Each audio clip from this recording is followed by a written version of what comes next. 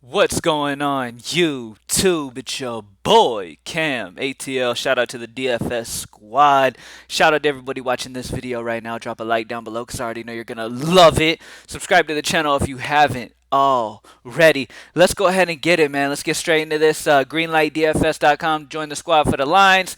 Patreon, link for the Patreon is in the description for the projections and all that cool stuff.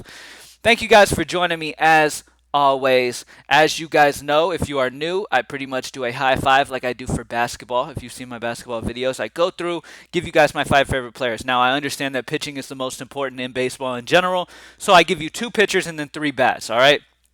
As you can see on the screen, I have them already entered. We're going to go through and talk about why I like these guys and kind of just break the slate down in a quick way. Get in, get out, get you guys started on the slate. All right. Last night's slates was a bunch of, pardon my language, shit. Okay. Man, like it was bad. All right. Offenses in amazing positions did not show up, and then offenses in tough matchups blew up. It's just one of those lopsided days. Those max enter sharks who fucking enter 150 lines and do some dumb shit, and some of them just optimizing and fucking winging it. Those are the people who did good last night. Frustrating, but it is what it is, and that's baseball in general. Sometimes you have those moments, but you need to stick with the game plan. The numbers will prevail in the long run. All right, now. Let's get to it. Now, Minwu Lee and Choi are the 2 pitchers that I am aiming for. Now, same reason why I didn't like Racinski yesterday. Mike Wright is just in a situation not like he is the best overall talented pitcher on this slate. Okay, but matchup is the worst on this slate. So I don't really want to pay 10K for a guy just like Racinski. Same reasoning. I don't want to pay this much for a guy who I can get the same output out of somebody much cheaper in a better matchup. All right, that is my sole reason. All right. Now, Minwu Lee and Choi are 2 of the better pitchers outside of Mike Wright. They're 2 of the better pitchers on this slate. Okay, both of them have the next best. Mike Wright has the best strikeout rate. He's got the lowest ERA, the lowest whip, all of that. Okay, now, but second and third is Lee and Choi. Both of these guys are the next best pitchers on the slate. Both of these guys have great situations. Minwu Lee is in a solid spot.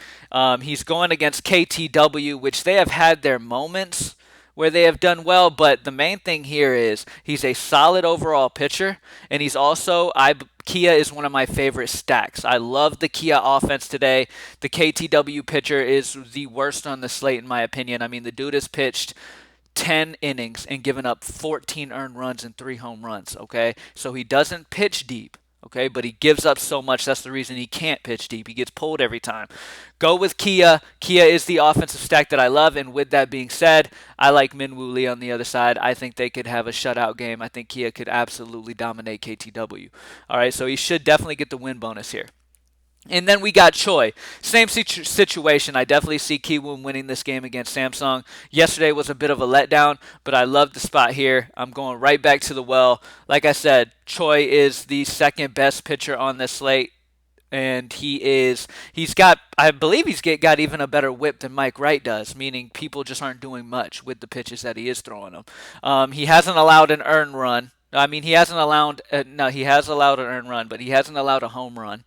Okay, so he's not giving up a ton of hard contact. It's just a great spot for him, and then he's facing a bad offense. So I love Choi and Lee. Those are the 2 pitchers that I'm aiming for. I will not be paying up for Mike Wright. I don't love the matchup and don't see the reason to pay that price for him. All right, next up, I'm going to go ahead and talk about Choi and Preston Tucker together. Now, I've been playing a lot of Preston Tucker, and the reason being is I know that a blow-up game is going to come. It's coming soon, okay? And this is honestly the spot to do it. If he doesn't do it, then I won't put him in the next high five, okay? But this is the spot to do it. He's facing a bad right-handed pitcher. He is a lefty facing a bad right-handed pitcher, and when I say bad, one of the worst in the league. Like I said, this dude has given up 14 earned runs in 10 innings pitched.